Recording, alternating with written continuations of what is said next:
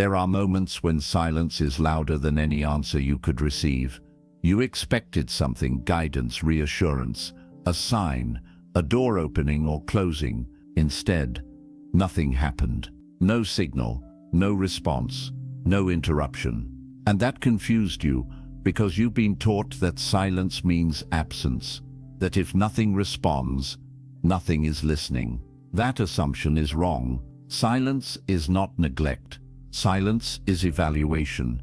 When nothing spoke back to you, it wasn't because you were ignored. It was because what you didn't require correction. You didn't share a voice. You didn't feel resistance. And that meant everything. One, silence is not rejection. You were waiting for approval or denial, and neither came. That's the moment most people unravel. They start scanning their memory for mistakes. They reread conversations in their head. They question whether they misunderstood the situation or misjudged themselves. Silence feels uncomfortable because it removes feedback, and most people depend on feedback to feel secure.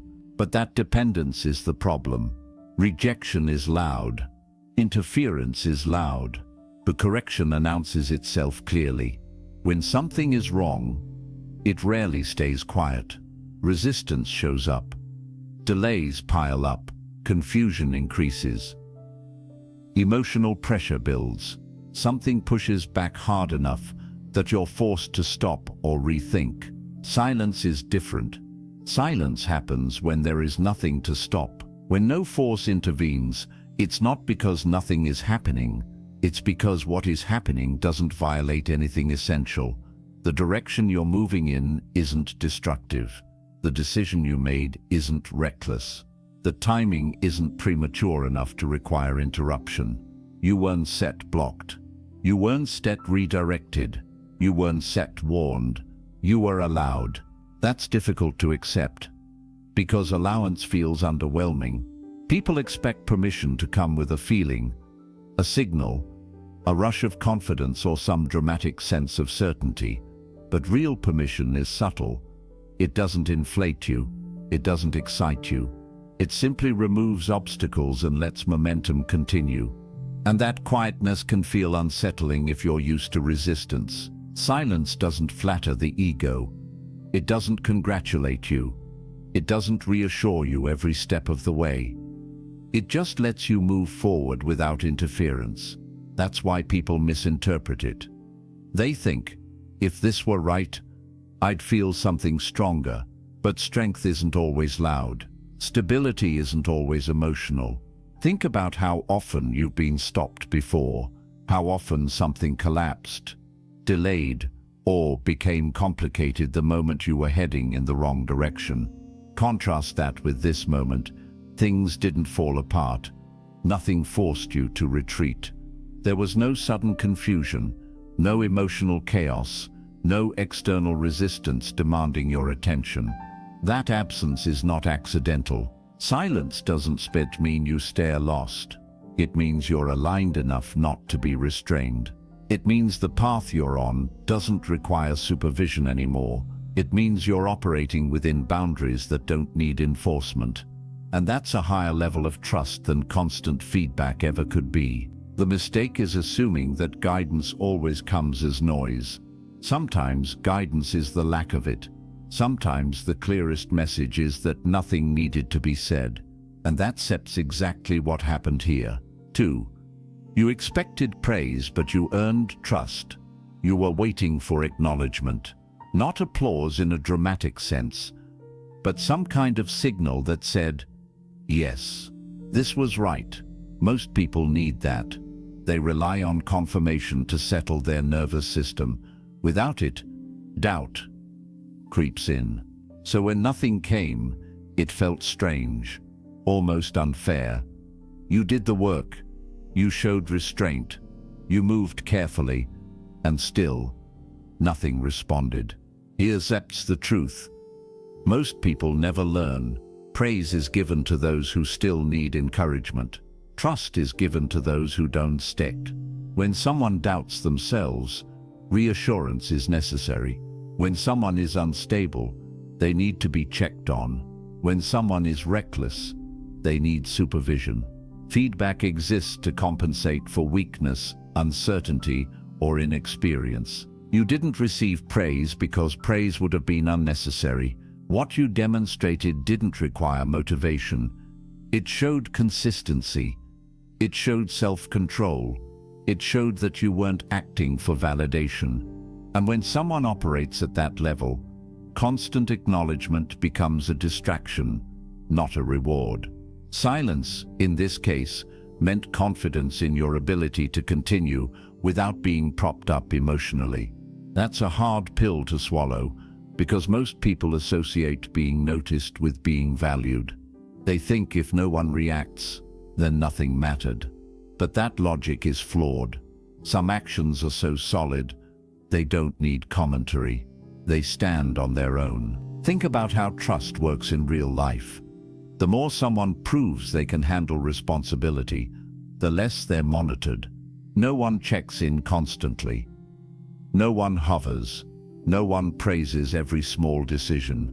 They are simply left to operate. That SEPs not neglect. That SEPs respect. You weren't congratulated because you weren't being evaluated anymore. You had already demonstrated enough discipline to be left alone. And being left alone is not abandonment. It's acknowledgement of competence. You expected affirmation because you're used to effort being rewarded emotionally. But this stage isn't about emotional reward. It's about reliability. It's about whether you can remain steady without external reinforcement. And you did. That's why nothing was said. Not because what you did went unnoticed, but because it didn't raise concern. It didn't require correction. It didn't need reinforcement. Silence was the signal that you could be trusted to continue without being carried.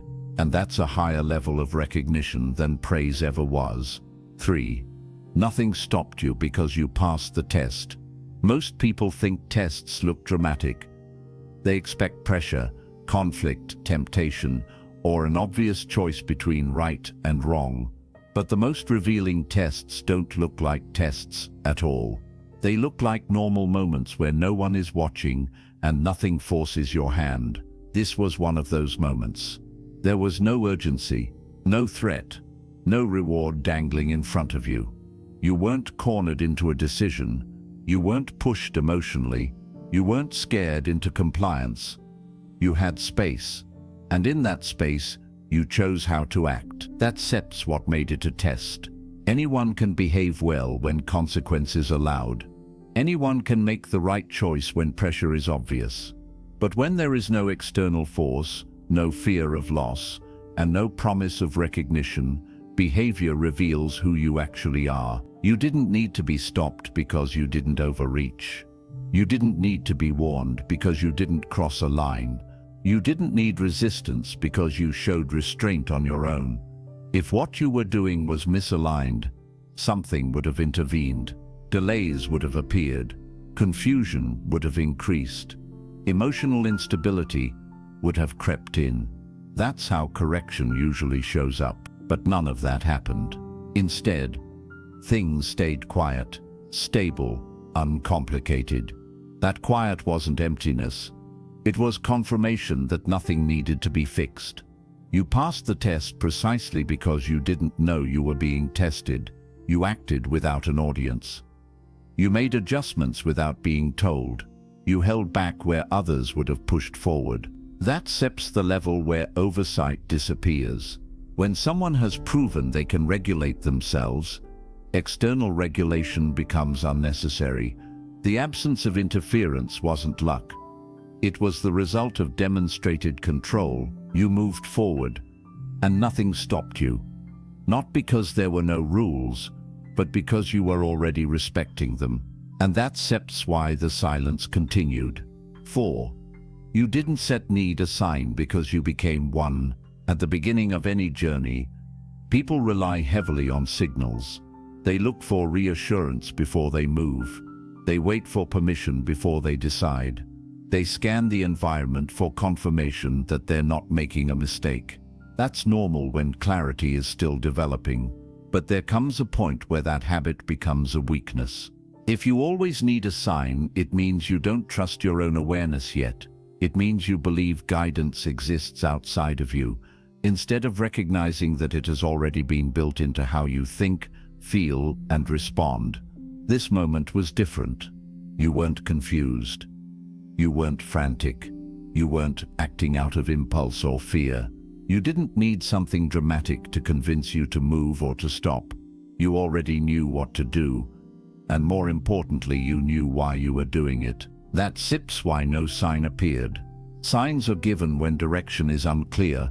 Warnings appear when someone is about to cross a boundary they don't recognize. Confirmation shows up when doubt is strong enough to cause paralysis. None of that applied here. You had awareness. Your behavior showed that you are already aligned with what mattered. You weren't waiting to be pushed. You weren't reacting emotionally to uncertainty. You were responding from a place of internal stability. That stability is what replaces external signals. In other words, the guidance didn't disappear. It relocated. Instead of something appearing in front of you, it showed up as restraint when it was needed, patience when delay made sense, and decisiveness when hesitation would have been avoidance. You didn't have to be told to slow down. You didn't have to be told to stop. You adjusted naturally. That's not coincidence. That's integration. When guidance becomes internal, signs become redundant. They would only repeat what you already understand, and repetition at this stage would have been insulting, not helpful. You didn't miss a sign. You outgrew the need for one. You became the point of reference. Your actions reflected clarity without theatrics. Your decisions carried weight without noise, and because of that, nothing needed to flash, interrupt, or announce itself. Silence wasn't absence. It was confirmation that you had reached a level where direction no longer needed to be external. You didn't need a sign because you had become one. 5. Nothing interrupted you because you were already correcting yourself. Interruption exists for people who ignore internal signals. Warnings appear when someone keeps pushing past discomfort. Resistance shows up when damage is about to happen, and the person refuses to notice it on their own. You didn't need any of that. Before anything could escalate, you paused. When something felt off, you didn't rationalize it away. You didn't force momentum just to prove a point. You noticed subtle discomfort early and adjusted before it turned into a problem. That ability matters more than people realize. Most people only stop when they're forced to. They wait until something breaks, someone leaves, or consequences become unavoidable. They confuse endurance with wisdom and call it strength. But real strength is the ability to regulate yourself before collapse makes regulation mandatory. You showed that. You slowed down without being punished. You recalibrated without being embarrassed. You corrected course without needing an external shock. Because of that, nothing had to step in. Interruption is a last resort, not a reward. It's what happens when self-awareness fails. When someone proves they can monitor their own behavior, external monitoring becomes unnecessary. Silence in this case wasn't passivity. It was efficiency. You were already doing the work that interruption is designed to force. You were questioning your motives, refining your approach, and staying within boundaries without being threatened or pressured. That made interference redundant. That's why nothing disrupted your path. Not because the path was easy, not because risk didn't exist, but because you were handling risk responsibly. When self-correction is present, correction from the outside becomes unnecessary. The system doesn't waste energy stopping someone who is already stopping themselves. And that quiet continuation you experienced wasn't random. It was the result of discipline functioning properly. Nothing interrupted you because there was nothing left to interrupt. 6. The absence of drama was the message. You were expecting intensity, some kind of emotional spike that would justify how heavy the journey has been. A breakthrough moment that felt loud enough to signal, This mattered. This was significant. Instead, what came next felt almost ordinary. No chaos, no rush, no emotional explosion. And that can feel disappointing if you've been conditioned to believe that importance must arrive with force. People often mistake intensity for meaning. They think if something truly matters, it should feel overwhelming, dramatic, or euphoric. That belief is false. Drama usually appears when something is unstable. It's a sign of friction, not progress. When a structure is weak, pressure creates noise. When something is misaligned, movement creates resistance. That's when emotions spike and situations escalate. What you experienced was the opposite. Things settled. They didn't explode. They didn't demand attention. They integrated smoothly into your life. That smoothness wasn't emptiness. It was evidence that nothing was breaking. Real growth is quiet because it doesn't fight reality. It fits into it. The absence of drama meant you weren't forcing change. You weren't chasing an outcome. You weren't trying to prove anything. You were allowing progress to happen at a pace your system could sustain. And sustainability is the real marker of transformation. When something truly changes, it doesn't need to announce itself. It becomes normal. It becomes part of how you operate. The excitement fades, not because it failed, but because it succeeded. That's why this stage didn't feel cinematic. You weren't set being tested through chaos. You weren't set being refined through pain. You were stabilizing, and stabilization is subtle. The lack of emotional noise wasn't anticlimactic. It was confirmation that what you were building didn't rely on adrenaline or urgency to survive. It could stand on its own without drama, propping it up. That calm you felt wasn't nothing. It was the message. 7. Silence meant it was time to own your path. There is a point where guidance steps back. Not because it has disappeared, but because responsibility has been transferred. Up until now, there were signals, nudges, pressure, and correction. You were being shaped, adjusted, and prepared. Then it stopped. That moment feels unsettling because silence removes the safety net. When nothing tells you what to do next, you can no longer blame confusion, timing, or lack of clarity. Choice becomes unavoidable. This was that moment. No voice stepped in. No force redirected you. No external authority took control. That wasn't abandonment. It was a handoff. Ownership begins when excuses run out. Silence doesn't comfort you, and it doesn't guide you step by step. It simply places the weight back where it belongs, on you. And that weight is heavy, because it means your decisions now matter without cushioning. You can't hide behind signs or delays anymore. You act, and the consequences are yours to carry. That's why this stage feels lonely to many people. They confuse solitude with isolation. But solitude is where autonomy is built. It's where you stop asking for permission and start acting from responsibility. You were no longer being led. You were being trusted to lead yourself.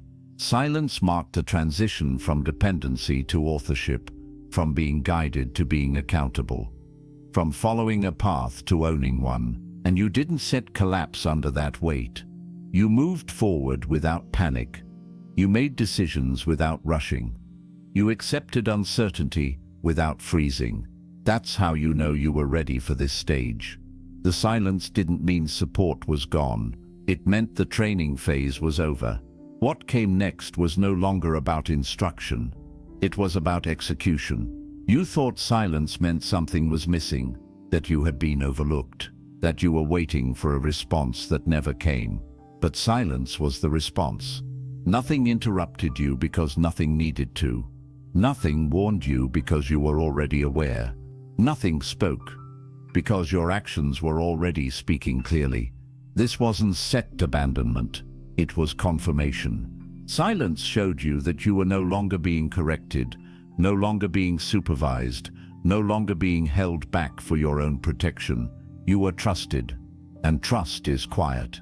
Now the path is yours to walk without waiting for permission, without demanding reassurance, without needing a voice to move forward. Nothing was said because nothing needed to be said, and that meant everything.